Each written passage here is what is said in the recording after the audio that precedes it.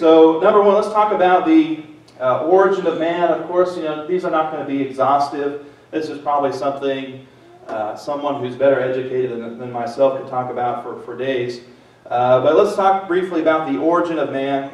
Again, the popular ideas about evolution is that we came from apes. That human beings, again, over a process of hundreds of thousands of years, we slowly evolved from apes, and that's where modern man comes from. And what is the proof that they offer for this claim?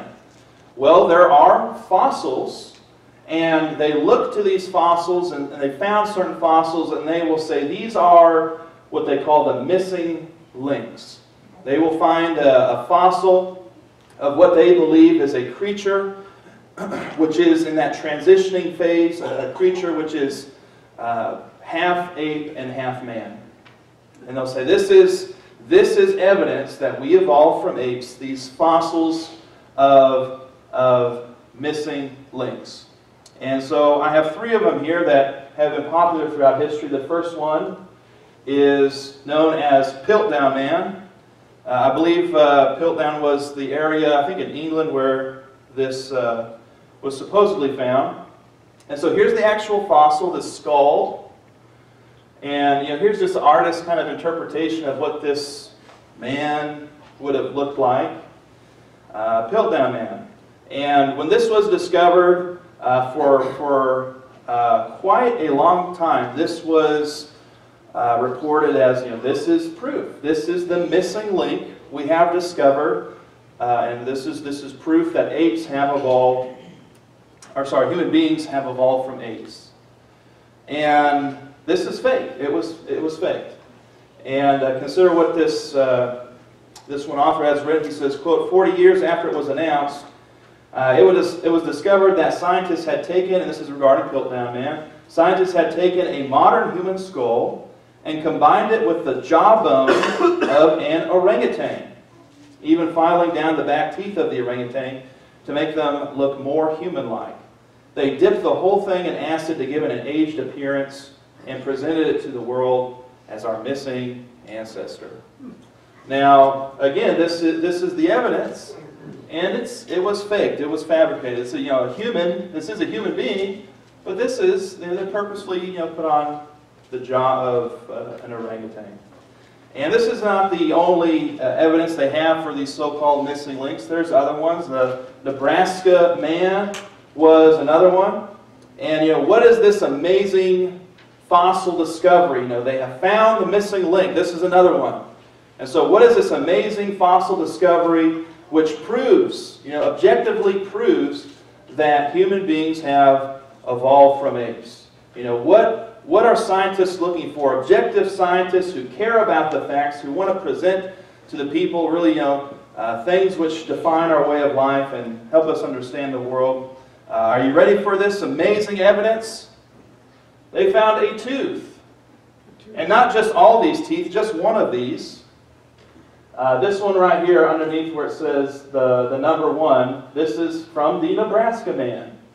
And these other ones side by side, these are just to compare it to apes and human beings and other creatures. So from this one tooth, they said, well, here's the missing link. Are you convinced? They found this fossilized tooth. Here is proof that human beings evolved from apes. Later it was discovered that this tooth does not belong to a man, does not belong to any kind of ape-like man creature. It belongs to a pig. And this, again, when this was first discovered, this one tooth, it worked its way into magazines, into articles as proof of the missing link. It even was found, even including the 14th edition of the Encyclopedia Britannica. And when it was found out it was a pig's tooth, they printed a lot of retractions. And I think they should have printed retractions anyways. Even if it was the tooth of an ape or some kind of ape-like creature, is this really enough evidence, a single tooth in the dirt, to prove that we came from apes? And yet this is the kind of things which are put forth as evidence to convince people to believe in this theory. And a lot of these, at least these two I've mentioned today, they're not really pushed anymore because they've been debunked. It's just a bunch of crackpot mumbo-jumbo. But they're not going to tell your kids in school these things. They're not going to tell people who are studying these things on a collegiate level. They're going to gloss over these. And then lastly, this is probably the most famous, is Lucy. Lucy is the kind of the definitive proof that we came from apes. And actually, one time we got to go to Chicago. I forget the name of the museum. I'll say it's the Jules not here. I forget the name of the museum, but they had a display where I got to go see these. I also they had a T-Rex fossil, which was really neat. And but this is, I think, kind of the most popular one. And I will give people credit. It is a lot more than a tooth, but it's not much. That's the fossil remains of this this creature that they've named Lucy.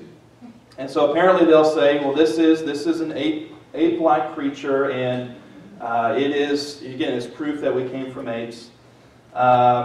And there are several more of these, so-called missing links. These are just a few of them. But people who actually take the time to look at these remains, again, there's not a whole lot, but who actually take the time to look at these bones, say there's nothing human about it. It's just an ape. It's just some kind of ape creature. There's no proof that this is somehow transitioning or an in-between a man and a monkey. It is simply an ape.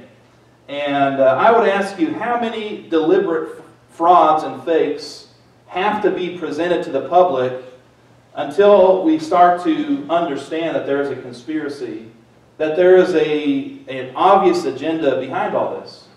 And I don't know about you, maybe you have to, maybe you've never heard these things, and it's always good for us to do our own study.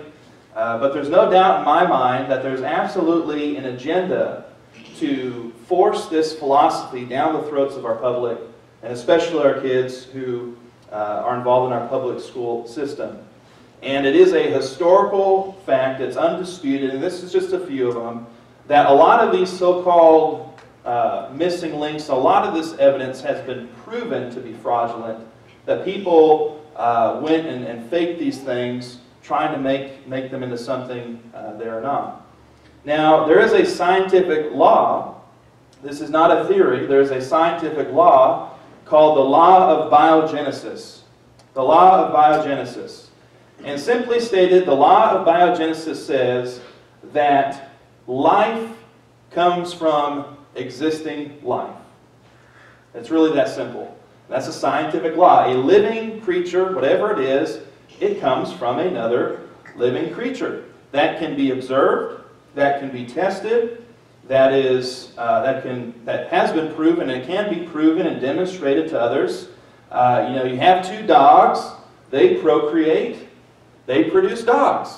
That is science. That is what we see in the natural world. Fish produce fish, cattle produce cattle, apes produce apes, and human beings produce human beings.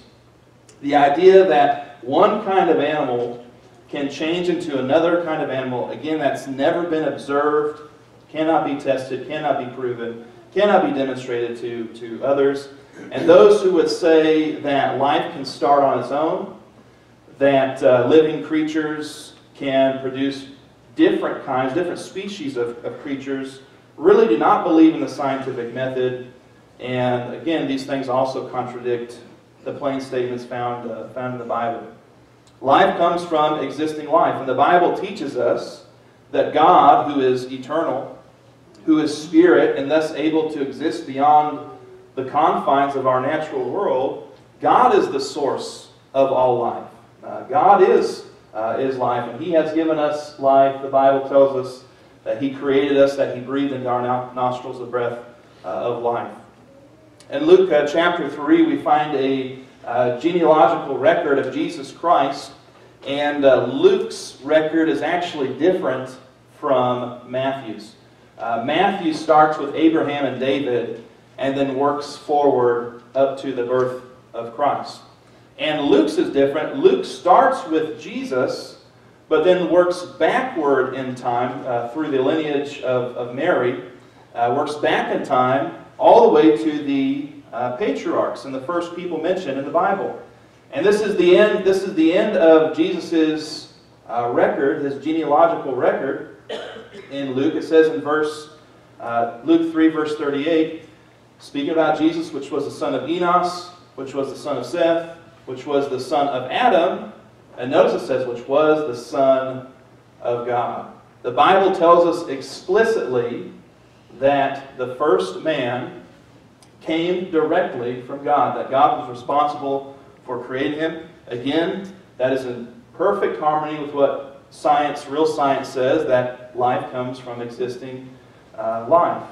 And there's many passages which tell us very plainly that it's God who created us, it's God who gave us life.